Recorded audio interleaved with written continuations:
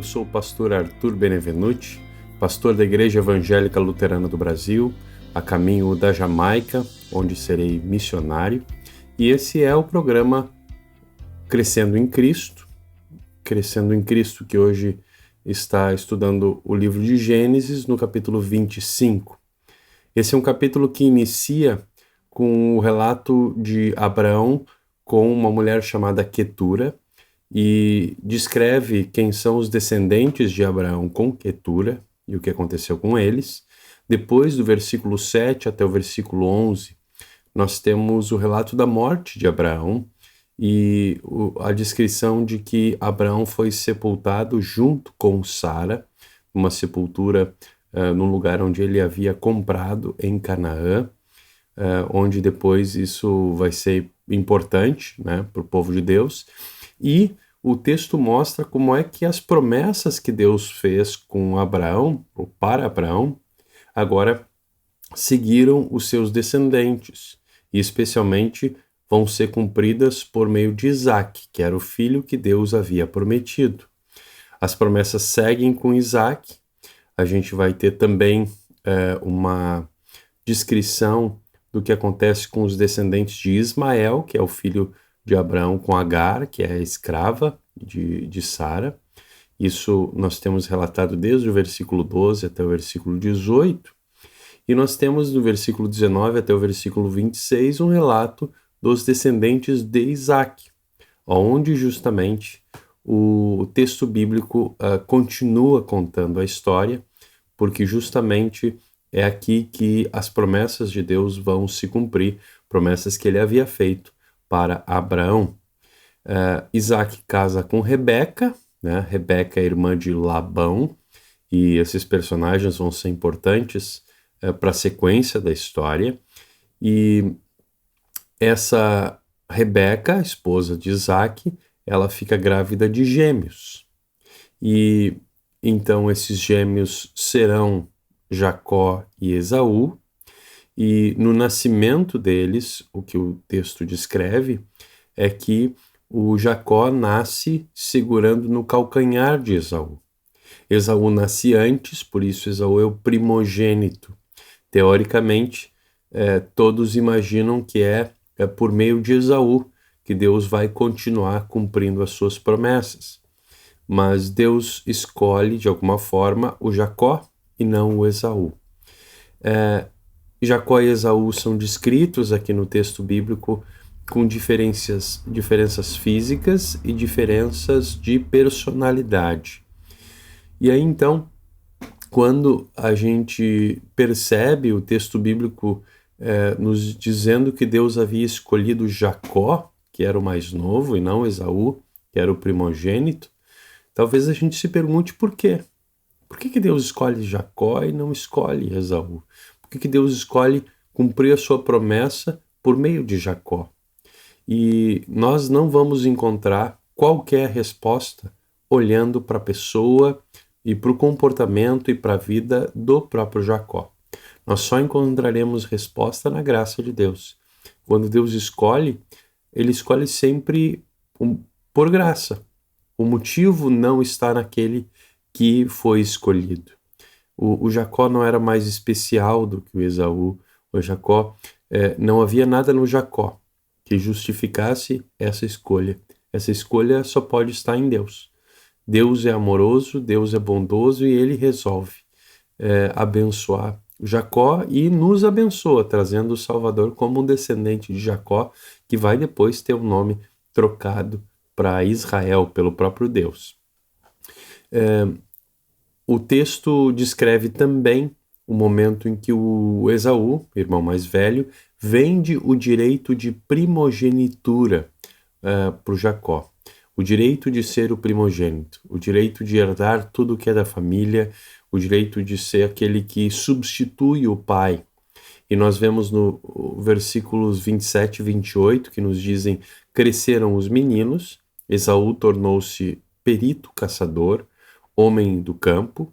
Jacó, porém, era homem pacato e morava em tendas. Isaque amava Esaú porque se saboreava de sua caça. Rebeca, porém, amava Jacó. Aqui nós temos uma descrição, não é, da personalidade, de características de cada um desses filhos de Abraão. No entanto, nós vemos que o pai preferia um filho, a mãe preferia outro filho. Isso não significa que nenhum deles deixava de amar o outro filho, né? Eles tinham uma proximidade melhor com um dos filhos e não com o outro. Isso é possível que aconteça sem pecado, não é? No entanto, a gente vê que o, o Jacó era o preferido da mãe, né? Aquele que era mais próximo da mãe, e o Esaú era aquele que era mais próximo do pai. E aí então o episódio da venda, né, da troca do direito de primogenitura do Esaú para o Jacó, a gente vê a partir do versículo 29. O texto diz: Jacó tinha feito um ensopado quando Esaú, exausto, veio do campo. E lhe disse: por favor, me deixe comer um pouco da coisa vermelha, essa coisa vermelha aí, pois estou exausto. Por isso deram-lhe o nome de Edom. Aqui a gente tem a descrição de alguém que chega em casa, chega faminto, né? Provavelmente muito tempo caçando, né? Provavelmente não caçou nada, e certamente a fome era vista como uma necessidade do Esaú. Ele olhava para si mesmo e ele via que ele tinha essa necessidade. E esse é o tipo de necessidade que a gente considera, todos consideram uma necessidade básica, não é? Comida, necessidade de alimentação. Sem alimentação eu morro. Agora, isso também era uma vontade. Isso não acontece com a gente? Não acontece com a gente estando nós com fome ou não. Quando a gente vê algo gostoso, sente o cheiro de algo gostoso, não saliva a nossa boca, a gente não tem vontade de comer. Mesmo que isso não seja uma necessidade, de maneira que se a gente não comer aquilo ali naquele momento, a gente não morre, né? Então veja que existe uma linha tênue entre aquilo que pode ser uma necessidade real e aquilo que é uma vontade que a gente pode considerar uma necessidade. O certo é que aqui é importante que a gente pare e que a gente pergunte quanto vale um prato de comida. Talvez o prato daquela comida ali não valesse muito. No entanto, as coisas variam de valor de acordo com a nossa necessidade. Talvez algo que não valha muita coisa no mercado, né? Na hora que a gente for comprar ou vender, talvez em determinado momento, em determinada circunstância, aquilo possa valer muito, não é? Então, essa também é um momento para que a gente pare, e o texto bíblico nos leva a essa reflexão, para que a gente reflita sobre o valor das coisas, né? O quanto vale um prato de comida, né? O quanto valia, por exemplo, o direito de primogenitura, que era do Esaú. E aí então o próprio texto bíblico vai dizer no versículo 31 que Jacó respondeu: primeiro me venda o seu direito de primogenitura. Da onde vem essa ideia do Jacó, o texto bíblico não diz. Ele queria ser o primogênito. Talvez, e aí vejam, a gente pode criticar isso que o Jacó fez, né? Usar essa necessidade do irmão, esse desejo de ser o primogênito, mas de alguma forma Deus usa essa estratégia do Jacó, né, para que o Messias é um descendente do Jacó. Davi é um descendente do Jacó, não do Esaú. De alguma forma Deus usa isso, né? Deus, inclusive, se a gente olhar para a nossa vida, ele usa os nossos erros. Depois Paulo vai dizer que todas as coisas cooperam para o bem daqueles que amam a Deus, os nossos sofrimentos e os nossos erros também. Não é por isso que a gente vai errar de propósito, não é por isso que a gente tem de Deus uma carta branca para fazer aquilo que é contra a vontade dele. No entanto, isso é uma promessa que pode nos confortar, não é? Por mais que nós possamos errar nas nossas escolhas, até no nosso comportamento, Deus acaba transformando o mal em bem. Aliás, ele é especialista em transformar mal em bem e mesmo maus comportamentos, trazer deles boas consequências, como faz, né? Trazendo salvação por meio dessa postura questionável do Jacó aqui. No versículo 22, o Esaú respondeu: estou morrendo de fome. De que me vale o direito de primogenitura?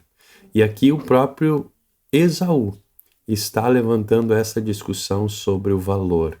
O que me vale, o que vale mais, a fome ou a primogenitura? Será que eu não deveria abrir mão do direito de primogenitura porque agora eu estou com fome? Ou quem sabe eu deveria valorizar esse meu direito de primogenitura, né? Esse direito de ser o filho, e de ser o filho especial, o filho mais velho. Eu deveria valorizar isso e dizer, quer saber, se eu tiver que passar fome, que eu passe fome, tá? Não há problema, eu não vou abrir mão daquilo que é importante para mim. Então, essa é uma reflexão importante. E depois a gente vai trazer um pouco mais, uma aplicação sobre isso na vida do cristão. E no versículo 33, diz que o Jacó, então, disse, primeiro jure, e Esaú jurou, e vendeu o seu direito de primogenitura a Jacó. Aqui é o texto destacando e descrevendo que o acordo foi feito por meio de um juramento. O juramento é chamar Deus como testemunha, né? Então, o Esaú fez um juramento. Ele abriu mão, por meio de um juramento, do direito de primogenitura dele. Ele considerou que mais importante do que esse direito de primogenitura, esse direito que ele tinha, né? Que ele tinha recebido quando nasceu primeiro, esse direito valia menos do que saciar a sua fome ali naquele momento. E então o versículo 34 nos diz: Jacó deu a Esaú o pão e o ensopado de lentilhas. Ele comeu e bebeu, e levantou-se e saiu.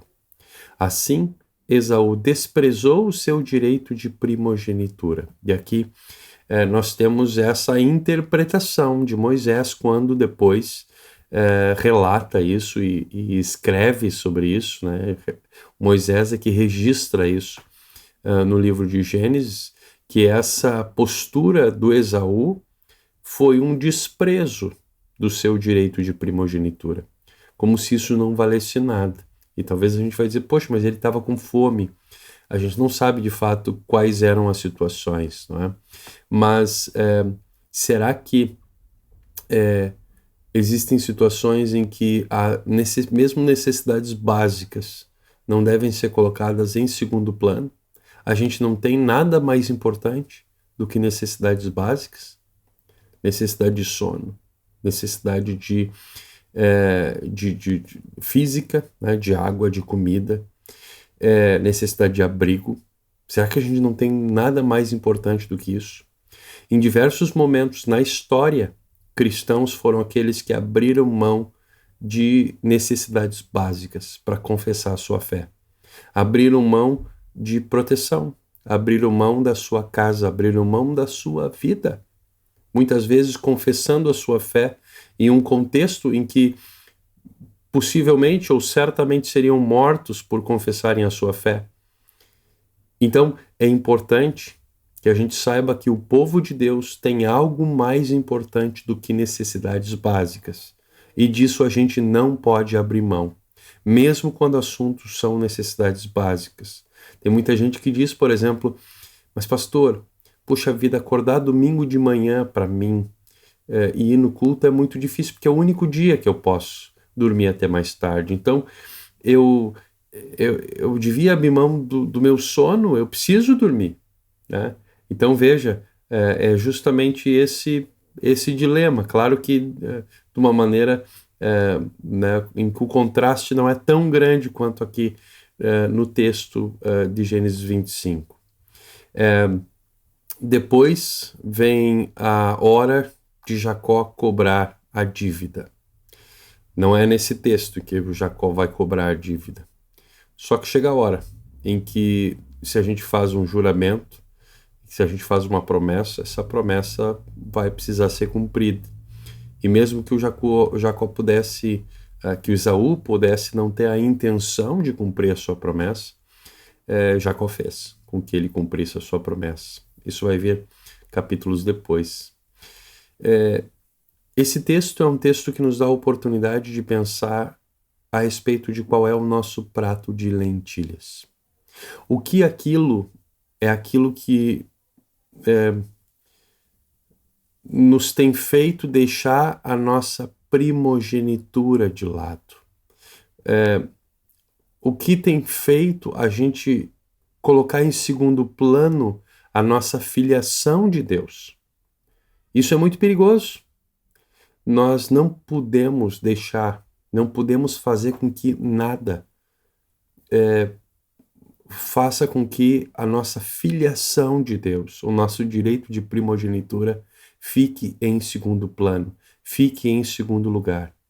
Ser filho de Deus precisa estar em primeiro lugar na nossa vida, é uma questão do primeiro mandamento, né? Eu sou o Senhor teu Deus, não terás outros deuses diante de mim. Isso não pode ficar em segundo plano. E é justamente aqui que qualquer coisa nesse mundo, em comparação com o nosso direito de primogenitura, em comparação com a nossa filiação a Deus, se torna como um prato de lentilhas, que hoje pode ter muito valor para a gente, mas que amanhã e depois, quando a gente pensar no futuro e pensar assim, poxa vida, mas eu abri mão da minha filiação para Deus, eu deixei isso em segundo plano, o meu direito de primogenitura, por causa disso, por causa de coisas tão banais, que certamente naquele momento não me deixariam felizes, mas passado aquele momento, eu vejo que aquilo não tem valor nenhum. Então veja, qual é o nosso prato de lentilhas? Nada vale essa troca. Por mais desejo que nós tenhamos, por mais que nos pareça necessário. Por isso essa é uma oportunidade, para que a gente possa olhar para os nossos pratos de lentilhas, aqueles que estão diante de nós, na nossa vida cristã, para que a gente possa se arrepender de tantas vezes ter deixado a nossa filiação a Deus, a nossa primogenitura em segundo plano, e que a gente possa receber o perdão de Cristo, dizendo, você está perdoado, arrependido, venha buscar em mim o perdão, e eu tenho aqui o perdão disponível para ti, e para que a gente possa olhar para a nossa vida e valorizar na nossa vida a filiação de Deus. Que a gente possa viver uma vida cristã, que saiba, que tenha convicção de que independentemente daquilo que tiver diante de mim, independentemente do tamanho da necessidade que a gente enxergar diante de nós, nada é mais importante que o nosso direito de primogenitura. E isso vai se mostrar na nossa vida cristã, quando a gente tiver que fazer escolhas, quando a gente tiver que não permitir deixar para amanhã o nosso encontro com o nosso Pai. Vamos sempre na casa dele, vamos sempre ouvir a palavra dele, porque é assim que a gente exerce a nossa primogenitura, é assim que a gente é filho em contato com o nosso Pai. Que Deus abençoe essas palavras nos nossos corações. Amém. Para saber mais, entre em nosso site radiocpt.com.br e acompanhe nossa programação. Siga e curta nossos canais no youtube.com/radiocpt, facebook.com/radiodaielb e o nosso podcast no SoundCloud e Spotify. E compartilhe a mensagem de Cristo para todos.